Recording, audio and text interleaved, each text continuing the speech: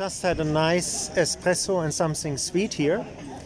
And now I'm reading the newspapers, and now I'm going to take you to Emporia Brava on a bike tour. And you see my morning ritual. I was reading the newspapers as well. And now we go together. Ich hatte gerade hier einen Espresso und was Süßes zum Essen. Eine kleine Süßigkeit und eine Zeitung gelesen, ist mein Morgenritual. Und jetzt nehme ich euch mit auf eine kleine Fahrradtour nach Emporia Brava. Je viens juste d'avoir un espresso et quelque chose à sucré à manger, un napolitaine. Et je vais vous emmener en faire une tour de bicyclette à Emporia Brava. Ahora he comido un napolitana, he tomado un espresso. Ahora vamos juntos con el bici a Emporia Brava. Vamos.